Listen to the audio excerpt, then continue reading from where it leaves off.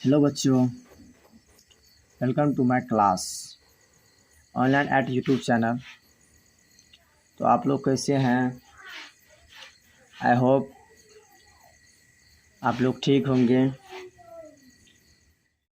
Start no. तो आज आप लोग पढ़ेंगे क्लास 10th का मैथ चैप्टर नंबर 1 वास्तविक संख्याएं। तो इस चैप्टर का न्यूमेरिकल सॉल्व करने से पहले इसका कॉन्सेप्ट जानने का कोशिश करेंगे। तो चलो स्टार्ट करते हैं इस चैप्टर को। तो पहले परिमेय संख्या और अपरिमेय संख्या के बारे में जानेंगे, क्योंकि वास्तविक संख्या का डेफिनेशन उसी से निकलेगा। तो चलो परिमेय संख्या को जानते हैं। क्या होता है परिमेय संख्या? परिमेय संख्याएं rotational number RATIONAL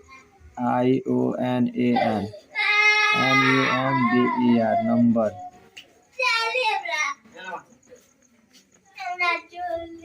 rotational number. तो इसका डेफिनेशन लिखते हैं। जिस संख्या को P/Q के रूप में लिखा जाए उसे परिमेय संख्या कहते हैं। परिमेय संख्या कहते हैं जहाँ P/Q एक पूर्णांक है एवं Q�not = 0। देखो बच्चे, यहाँ पे Q�not = 0 हमेशा होगा। Q के बराबर Q का मान हम 0 नहीं रखेंगे, नहीं तो वो इन्फिनाइट हो जाएगा।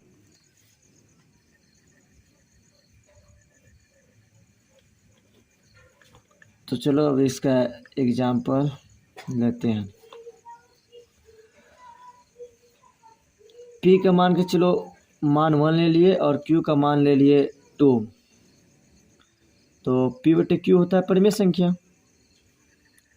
तो 1/2 क्या हो जाएगा? परिमेय संख्या होगा। 1/2 एक परिमेय संख्या होगा, क्योंकि P का मान 1 है और Q का मान 2 है। तो 1/2 एक परिमेय संख्या होगा। इसी प्रकार सभी पूर्णांक संख्या को हम परिमेय संख्या बोल सकते हैं। इसी प्रकार लिखेंगे यहाँ पे, इसी प्रकार सभी पूर्णांक संख्या को परिमेय संख्या कहते हैं। पूर्णांक संख्या आप लोग जानते होंगे, क्लास 9th में है ये, आप लोग पढ़े होंगे, तो उतना तक हम नहीं जाएंगे। तो इतना हम बोल दिए कि सभी पूर्णांक संख्या को परिमेय संख्या कहते हैं। सभी पूर्णांक संख्या परिमेय संख्या होता है। पूर्णांक संख्या -2 भी होगा, -1 भी होगा, 0 भी होगा, 1 2 3 4 5 ... तो ये सभी पूर्णांक संख्या होगा। -2 -1 0 1 2 3 4 5 ... इत्यादि महासंख्य तक।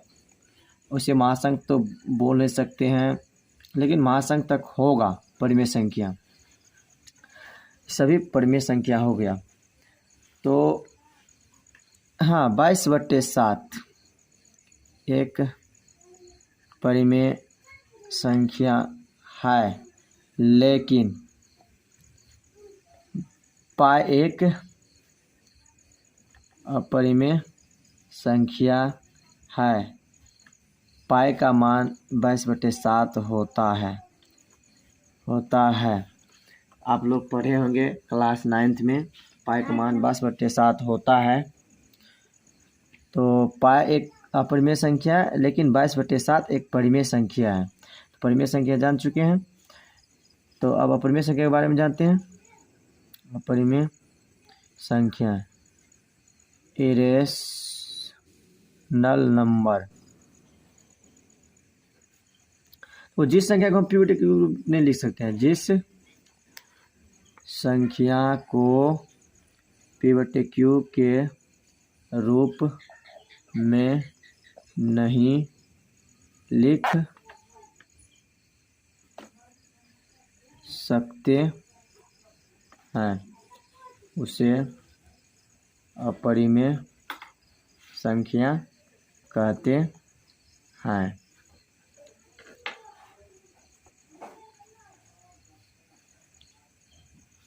तो एग्जाम्पल जानते हैं इसका। √2, √3, √5, √7, -√2, -√3, -√5 dot dot dot minus plus दोनों भी ले सकते हैं। ये सब अपरिमेय संख्या है। पाई √7/2 ये अपरिमेय संख्या है। यहाँ पे देखो भाई लोग, ये √7 एक परिमेय संख्या नहीं है, लेकिन 2 तो परिमेय संख्या है। 2 तो परिमेय संख्या है, तो ऐसे इसको हम बोल सकते हैं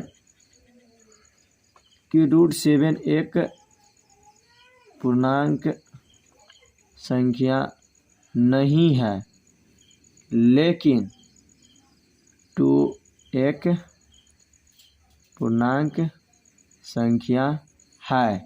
इसीलिए एक तो पूर्णांक संख्या, एक पूर्णांक संख्या नहीं है, इसीलिए बोल देंगे √7/2 एक अपरिमेय संख्या, एक अपरिमेय संख्या है। क्योंकि एक पूर्णांक संख्या है, एक पूर्णांक संख्या नहीं है, तो दोनों पूर्णांक संख्या होगा तो वो परिमेय संख्या होगा, लेकिन उसमें एक पूर्णांक रहेगा, एक पूर्णांक संख्या नहीं रहेगा, तो उसे अपरिमेय संख्या बोल देंगे, उसे अपरिमेय संख्या बोलेंगे। तो अब वास्तविक संख्या के बारे में जानेंगे। वास्तविक संख्या, रियल नंबर। देखो इसका डिफिनेशन होगा, सभी परिमेय संख्या एवं सभी अपरिमेय संख्या को वास्तविक संख्या कहते हैं। जैसे √2, √3, √4,